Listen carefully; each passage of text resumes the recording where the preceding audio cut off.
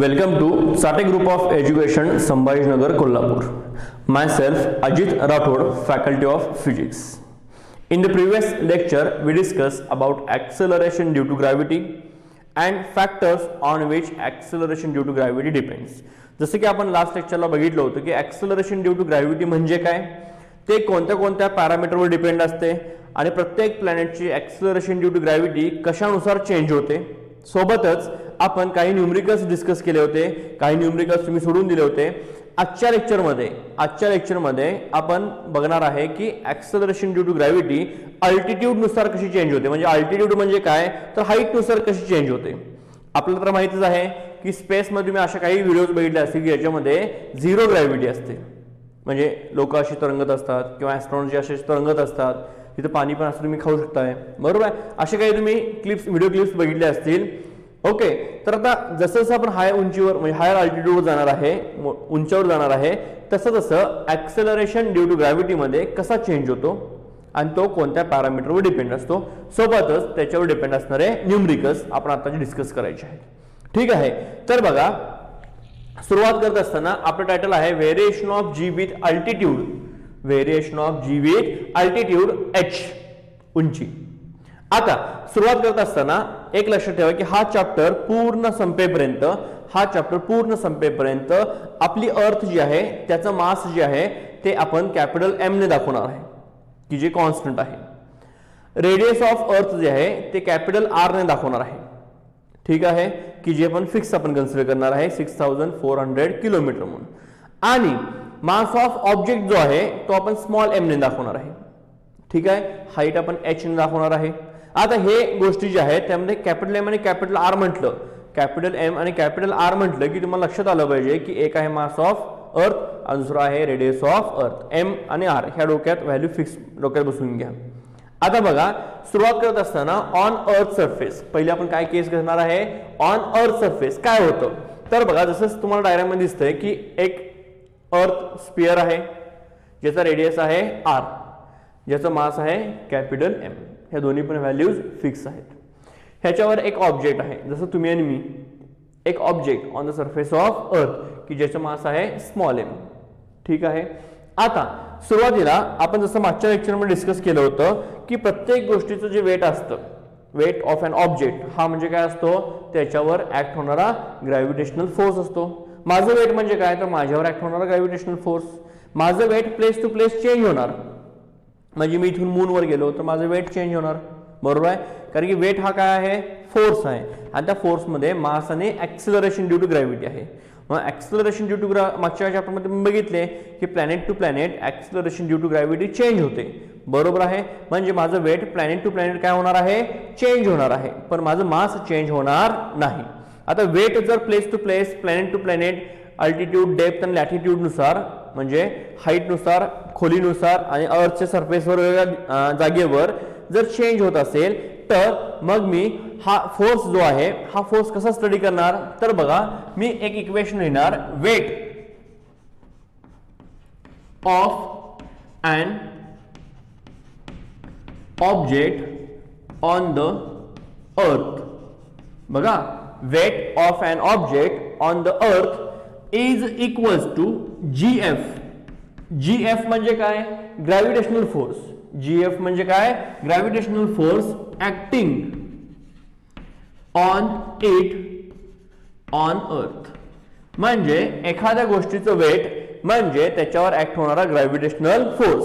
आता हे जे वेट आहे ते अर्थ सरफेसवर होतं म्हणून आपण त्याला म्हटलंय ऑन अर्थ. ठीक आहे, मग weight of an object on earth करत असताना वेटला आपण कशात दाखवतो, एम इंटू जी. आणि इकडे ग्रॅव्हिटेशनल फोर्स मध्ये काय येणार आपण, GMM divided by R square. M म्हणजे मास ऑफ ऑब्जेक्ट, ह्याचं वेट आपण बघतोय mg, बरोबर आहे. ग्रॅव्हिटेशनल फोर्स फॉर्म्युला काय, Gm1 m2 upon R square. G आहे सर, m1 म्हणजे अर्थ मास, m2 म्हणजे ऑब्जेक्ट मास आणि आर स्क्वेअर म्हणजे डिस्टन्स बिटवीन देम. ठीक आहे, आता दोन्ही साईडला m काय होऊन जाईल, कॅन्सल होऊन जाईल. दोन्ही साईडला m कॅन्सल झालं तर तुम्हाला फॉर्म्युला मिळेल G is equals to GM divide by R square. बाळांनो तुम्हाला लक्षात आलं असेल की काल आपण हा फॉर्म्युला बघितलाय बघा. म्हणजे आपण ह्यातून असं बघितलं होतं की acceleration due to gravity depends on mass of planet depends on radius of planet. मग प्रत्येक प्लॅनेटचा मास वेगळा आहे, रेडियस वेगळा आहे, म्हणजे प्रत्येक प्लॅनेटची ऍक्सिलरेशन ड्यू टू ग्रॅव्हिटी काय असेल, वेगवेगळी असेल. बरोबर आहे, इथपर्यंत आपण बघितलेलं आहे, त्यामुळे हा फॉर्म्युला तुम्हाला लगेच कळाला असेल. आता हे झालं इक्वेशन नंबर ह्याला 1 म्हणूया, फर्स्ट इक्वेशन. ठीक आहे, आता सेकंड मध्ये जाऊया. बघा आपण हाच डायग्राम म्हणजे स्पिअरचा साईज सेम आहे, मास रेडियस सेम आहे, कारण ती अर्थ आहे. आता ऑब्जेक्ट जो आहे तो अर्थ सरफेसवर नाही आहे, तर सरफेस पासून हाईटवर आहे. ऑब्जेक्ट कुठं आहे, ह्या अर्थच्या सरफेस पासून हाईटवर आहे, की हाईटला आपण त्या एच ने इंडिकेट केले. ठीक आहे, म्हणजे आता उंचीवर गेलाय. आता जर तो उंचीवर गेला असेल तर त्या ठिकाणी त्याचं वेट म्हणजे त्या ठिकाणचा ग्रॅव्हिटेशनल फोर्स. लक्षात आलं का, जसं आपण अर्थ सरफेसवर लिहिलंय तसं आपण हाईटवर लिहिणार. मग हाईटवर लिहित असताना मी काय लिहितोय बघा, weight of an object at height h. Weight of an object at height h is equals to gravitational force acting on it. Gravitational force acting on it at height h. त्या उंचीवरचं त्याचं वेट म्हणजे त्या उंचीपर्यंत act होणारा gravitational force. आता तुम्हाला लक्षात आलं असेल की जेव्हा आपण न्यूटन्स लॉ ऑफ ग्रॅव्हिटेशन बघितला होता त्यामुळे आपण असं बघितलं होतं बघा, F is inversely proportional to R square. बरोबर आहे, म्हणजे हा जो ग्रॅव्हिटेशनल फोर्स आहे तो डिस्टन्स नुसार काय होतो, चेंज होतो. आणि आता काय झालंय, हा मास आणि हा मास यांच्यामधला डिस्टन्स काय झालंय, चेंज झालंय, म्हणून त्यावरचं ग्रॅव्हिटेशनल फोर्स पण काय असणार आहे, चेंज असणार आहे. आणि हा ग्रॅव्हिटेशनल फोर्स त्या ग्रॅव्हिटेशनल फोर्स इतका असणार नाही. ओके, आता बघा इथं लिहित असताना मी एम जी इथं एच लावणार. ओके, इज इक्वल्स टू इथं लिहिताना काय लिहूया, G M M divide by. आता यांच्यामध्ये दोन मास मध्ये अंतर किती आहे, हे आर आणि हे एच, म्हणजे किती होणार, आर प्लस एच. म्हणजे हा फॉर्म्युला बनेल आर प्लस एच चा स्क्वेअर होईल. लक्षात आलं का, इथं आपण फक्त आर स्क्वेअर म्हटलं होतं कारण की ऑब्जेक्ट कुठं होता, अर्थच्या सरफेसवर होता. इथं आपण आर प्लस एच म्हणतोय कारण की ऑब्जेक्ट कुठं आहे, हाईट वर गेला आहे. ठीक आहे, आता मगाप्रमाणेच इथं पण एम ला एम काय होऊन जाईल, कॅन्सल होऊन जाईल आणि तुम्हाला मिळेल G H is equals to G M divided by R plus H चा ब्रॅकेट स्क्वेअर. ह्याला आपण इक्वेशन नंबर 2 म्हणूया. लक्षात आलं बाळांनो, इथपर्यंत तुम्हाला क्लिअर झालं. फॉर्म्युले बऱ्यापैकी सेमच आहेत बघा. G is equals to G M divide by R square. Second आहे G H is equals to G M divide by R plus H चा स्क्वेअर. करेक्ट. आता ह्या दोन्ही इक्वेशनचा रेशो घेऊया. बघा काय करतो मी, इक्वेशन 2 म्हणजे हे डिवाइडेड बाय इक्वेशन 1 करतो. इक्वेशन नंबर 2 ला इक्वेशन नंबर 1 ने डिवाइड करतो. एलएचएस ला काय मिळणार आहे, G H divide by G मिळणार आहे. G H divide by G equals to RHS ला काय मिळेल, जी एच च्या समोर असणार आहे G M divide by R plus H चा square whole divide by G M divide by R square.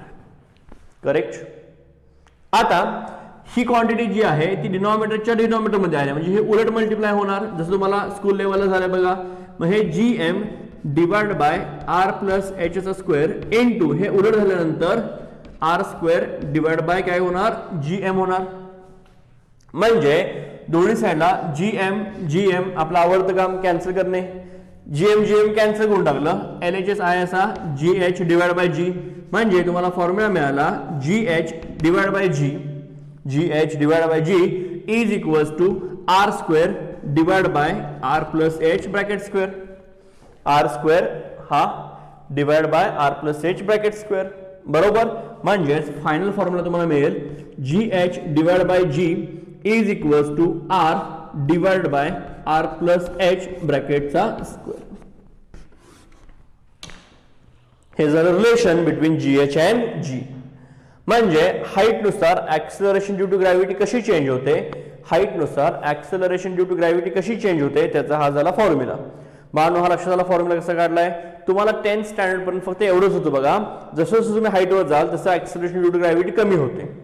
जसं जसं तुम्ही हाईटवर जाल तशी तशी ऍक्सिलरेशन ड्यू टू ग्रॅव्हिटीची व्हॅल्यू कमी होते.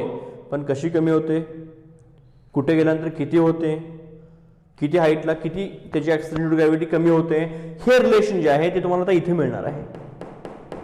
लक्षात आलं का. म्हणून मी म्हणतोय की फाउंडेशन म्हणजे काय, तुम्हाला माहित आहे ते ऍक्सिलरेशन ड्यू टू ग्रॅव्हिटी कमी होते, हाईटनुसार ऍक्सिलरेशन ड्यू टू ग्रॅव्हिटी कमी होते आपल्याला माहित आहे, पण आपला तो फॉर्म्युला माहित नाही कशी कमी होते.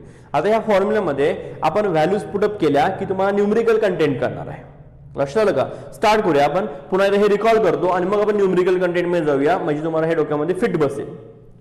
काय केलं आपण पहिल्या केसमध्ये, आपण पहिल्यांदा असं सांगितलं की अर्थ जे आहे त्याचा रेडियस कॅपिटल आर ने दाखवायचं, त्याचं मास कॅपिटल एम ने दाखवायचं. ओके, सुरुवातीला आपण अर्थ सरफेसवर एक्सपेरिमेंट केला. अर्थ सरफेस घेतला ज्याचा रेडियस आहे आर, मास आहे एम, आणि ह्याच्यावर एक ऑब्जेक्ट घेतला आणि आपण असं म्हणतो की ह्या ऑब्जेक्टचं वेट म्हणजे त्याच्यावर ऍक्ट होणारा ग्रॅव्हिटेशनल फोर्स. म्हणून आपण असं लिहिलं की weight of an object on earth is equals to gravitational force acting on it on the earth. Correct. मग वेटचा फॉर्म्युला काय, mg.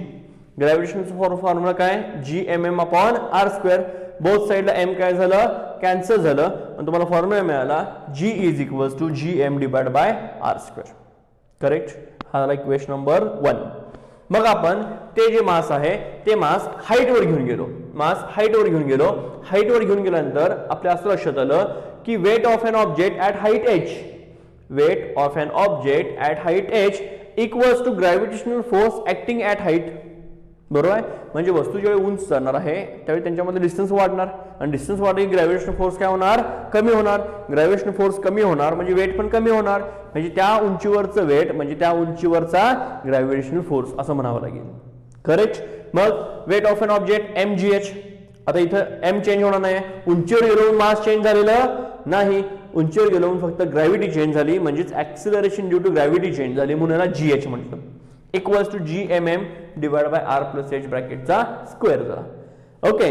आता मगाप्रमाणे तिथे m ला m काय झालं, कॅन्सल झालं, आणि तुम्हाला gh चा फॉर्म्युला मिळाला. gh equals to gm divide by R plus H ब्रॅकेटचा स्क्वेअर. ओके. आता ह्या दोन इक्वेशनचा आपण रेशो घेतला. ह्या दोन इक्वेशनचा रेशो घेतल्यानंतर तुम्हाला मिळालं gh upon g equals to numerator मध्ये gm upon R plus H चा स्क्वेअर, डिनॉमिनेटर मध्ये gm अपॉन आर चा स्क्वेअर. मग डिनॉमिनेटरची डिनॉमिनेटर मध्ये जी क्वांटिटी आहे ती उलट मल्टिप्लाय केली, अशी झाली. gm ला gm कॅन्सल झालं, आणि तुम्हाला मिळालं R square divide by R plus H ब्रॅकेटचा स्क्वेअर. बरोबर. मग ह्या दोन्ही स्क्वेअरला एकत्र लिहिलं, R upon R plus H ब्रॅकेटचा स्क्वेअर, आणि हे झालं relation between gh and g. Correct. इथं पण तुम्हाला लक्षात आलं बाळांनो. आता हे आपण अनालिसिस करूया की किती हाईटवर गेल्यानंतर किती ग्रॅव्हिटी चेंज होते. ओके. स्टार्ट करूया आपण न्यूमरिकल कंटेंट मध्ये. हे मी सगळं रफ करतोय, हे तुम्हाला मी नोट्स मध्ये पण दिलंय बाळांनो, हे तुम्हाला मी सगळं नोट्स मध्ये पण रायटअप मध्ये दिलंय.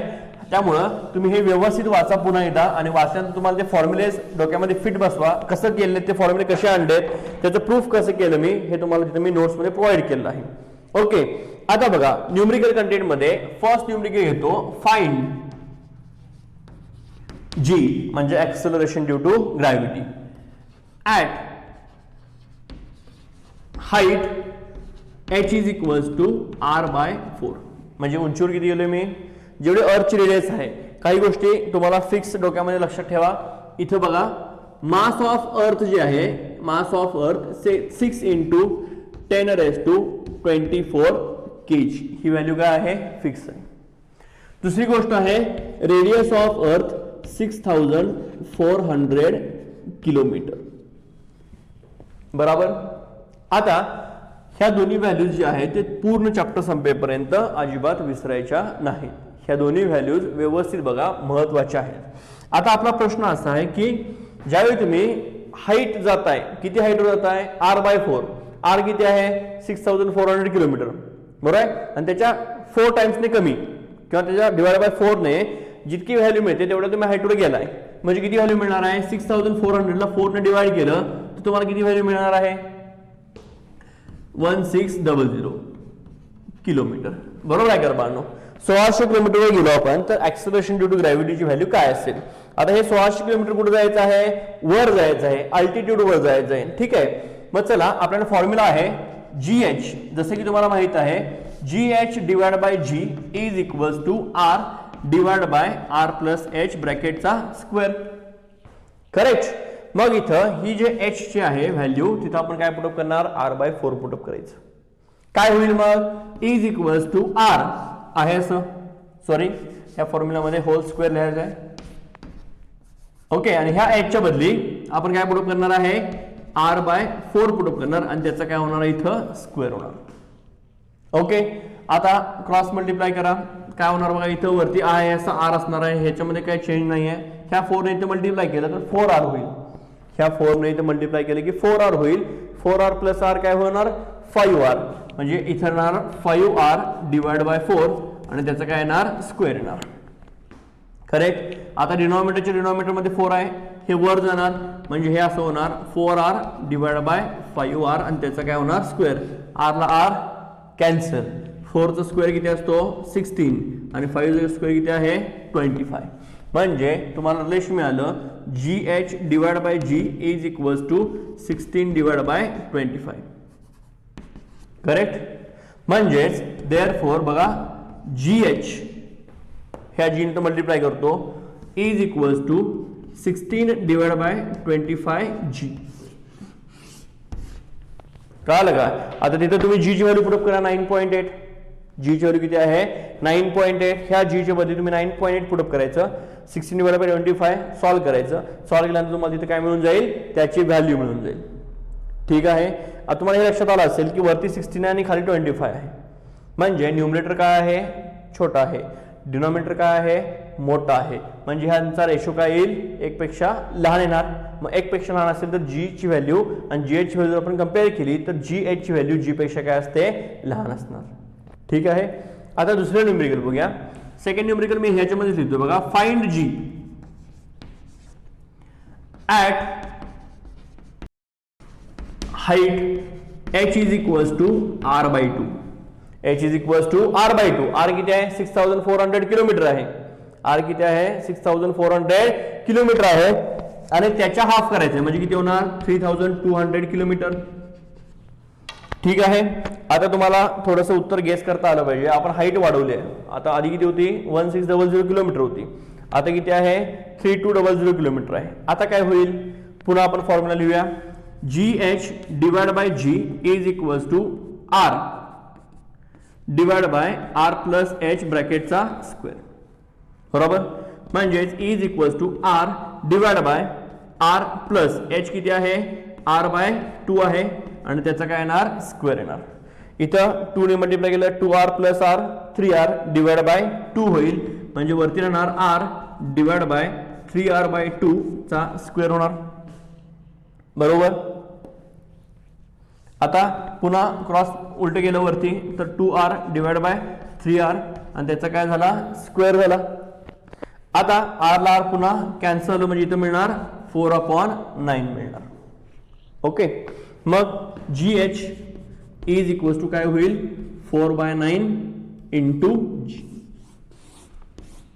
आता मला तुम्ही सांगा 16 डिवाइड बाय 25 करायचं मल्टिप्लाय बाय G करायचं, 4/9 करायचं मल्टिप्लाय बाय G करायचं आणि ह्या दोन्ही व्हॅल्यूज जर तुम्ही कंपेअर केला तर तुम्हाला लक्षात आलं असेल की ही जी व्हॅल्यू आहे ही याच्यापेक्षा काय येणार आहे कमी येणार आहे. ठीक आहे. ही व्हॅल्यू आणि ही व्हॅल्यू जर आपण कंपेअर केली तर ही जी आहे जास्त हाईटला असणारी व्हॅल्यू ही व्हॅल्यू काय होणार आहे याच्यापेक्षा कमी असणार आहे, कारण की जेवढी हाईट वाढणार आहे तेवढंच ऍक्सेलरेशन ड्यू टू ग्रॅव्हिटी काय होणार आहे कमी होणार आहे. आता हे जे न्यूमरिकल्स मी तुम्हाला दाखवले ह्या न्यूमरिकल्स मध्ये बघा मी तुम्हाला हाईट दिली होती आणि ऍक्सेलरेशन ड्यू टू ग्रॅव्हिटी मी तुम्हाला विचारत होतो. हाईट देत होतो, ऍक्सेलरेशन ड्यू टू ग्रॅव्हिटी विचारत होतो. आता मी उलटे न्यूमरिकल्स देणार आहे की ज्याच्यामध्ये मी तुम्हाला GH चं रिलेशन देणार, म्हणजे कुठं गेल्यानंतर इतकी ग्रॅव्हिटी होईल, किती उंचीवर गेल्यानंतर ग्रॅव्हिटी हाफ होईल, किती उंचीवर गेल्यानंतर ग्रॅव्हिटी 60% होईल, अशा टाइपचे क्वेश्चन्स. ओके. हे क्वेश्चन्स तुम्हाला लक्षात आलं असेल. हे क्वेश्चन सुद्धा मी तुम्हाला PDF फॉर्मॅटमध्ये दिलेले आहेत. ह्या टाइपचे क्वेश्चन्स प्रॅक्टिससाठी दिलेले आहेत. काही न्यूमरिकल जे मी तुम्हाला सोडवायसाठी देतोय ते आवर्जून सोडवा, कारण की त्याच्यात तुम्हाला प्रॅक्टिस होणार नाही. आता बघा नेक्स्ट क्वेश्चन, फाइंड h म्हणजे height at which acceleration due to gravity reduced to 64%. बघा अशी हाईट शोधा की जिथे गेल्यानंतर ऍक्सेलरेशन ड्यू टू ग्रॅव्हिटी 64% ने कमी झाली पाहिजे. ओके, मग आता कंडिशन काय आहे बघा. कंडिशन काय आहे, गिवन डेटामध्ये तुम्हाला हाईट वरची जी ग्रॅव्हिटी आहे ती सरफेसच्या पेक्षा किती पाहिजे आहे, 64 पाहिजे आहे, म्हणजे 64% ऑफ सरफेस व्हॅल्यू. ही कंडिशन अशी झाली का बाळांनो, acceleration due to gravity at height equals to 64% of acceleration due to gravity on surface. कारण जी म्हणजे सरफेस, GH म्हणजे हाईट. आता आपल्याला माहित आहे की 64% म्हणजे काय, 64 divide by 100 G is equals to GH. म्हणजेच तुम्हाला GH डिवाइड बाय G किती मिळालं, 64 डिवाइड बाय 100 मिळालं, बरोबर. पण आपला फॉर्म्युला माहित आहे की ॲज फॉर्म्युला काय आपल्याला, GH divide by G is equals to R divide by R plus H चा काय असतो, स्क्वेअर असतो. मग हे जर दोन आपण बघितले तर दोघांची LHS काय आहे, सेम आहे. मग आपण RHS कंपेअर करू शकतो आणि RHS कंपेअर केल्यानंतर तुम्हाला असं मिळेल की R divide by R plus H चा स्क्वेअर बरोबर 64/100. मग दोन्ही साईड आपण स्क्वेअर रूट घेऊया. स्क्वेअर रूट घेतल्यानंतर इथे काय राहील, R divide by R plus H, 64चं 8 आणि 100चं 10. 8/10 म्हणजे किती होणार, 2 चा भाग घेतला तर 4/5 होणार, बरोबर आहे. मग ह्या 5 इथे मल्टिप्लाय केलं तर काय होईल, हे 5R होईल. ह्या R प्लस H तिथे मल्टिप्लाय केलं तर 4 इंटू R प्लस H होईल, बरोबर. मग हे आहे लिहूया आणि हे सॉल्व कर जाऊया. 4R is equals to 4R plus 4H, 5R equals to 4R plus 4H. आपला इंटरेस्ट H काढण्यामध्ये आहे. मग हा 4R इथं आणला तर 5R मायनस 4R काय होणार आहे, R is equals to 4H. म्हणजेच H इज इक्वल्स टू काय मिळणार आहे, R/4. म्हणजे H is equals to R/4 मिळालं. म्हणजे हे किती होणार, मगाशी आपण हे न्यूमरिकल उलट सॉल्व केलं होतं. तुम्हाला हे लक्षात झालं पाहिजे, लगेच क्लिक झालं पाहिजे. पहिले न्यूमरिकल जे आहे ते पहिले न्यूमरिकल असंच होतं बघा, की ज्याच्यामध्ये ऍक्सेलरेशन टू ग्रॅव्हिटी आपण R/4 ला काढली होती. किती आलं उत्तर होतं, 16/25 आलं होतं, 16/25, बरोबर. आता याचं उलट आपण क्वेश्चन सॉल्व केला की हाईट आपण काढली की जिथं ऍक्सेलरेशन टू ग्रॅव्हिटी काय होते, रिड्यूस्ड टू, हा शब्द सगळ्यात महत्वाचा, रिड्यूस्ड टू 64%. 64% रिड्यूस झाली पाहिजे. ओके, आता या स्टेपचा नेक्स्ट क्वेश्चन घेतोय बघा. ह्या साईडला या,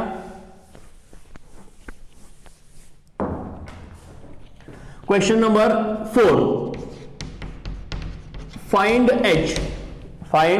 H at which acceleration due to gravity reduced by 64%. आता जर तुम्ही दोन्ही न्यूमरिकल व्यवस्थित बघितले बघा, हे न्यूमरिकल वाचा मग ते न्यूमरिकल वाचा. हे न्यूमरिकल काय बघा, find height at which acceleration due to gravity reduced to 64%. इथं काय आहे, find height at which acceleration due to gravity reduced by 64%. म्हणजे इथं तुम्हाला रिड्यूस्ड बाय हा शब्द नवीन झालेला आहे.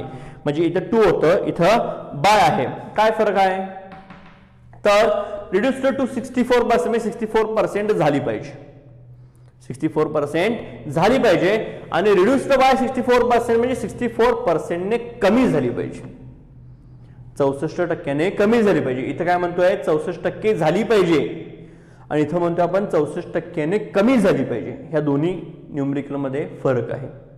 ओके, आता 64% कमी झाली पाहिजे याचा उलटा अर्थ काय, 64% कमी झाली याचा अर्थ 36% राहिली, किती, 36% राहिली पाहिजे. ओके, म्हणजे ही जी कंडिशन आहे ही कंडिशन आपण अशी लिहिणार GH is equal to G minus 64% of G.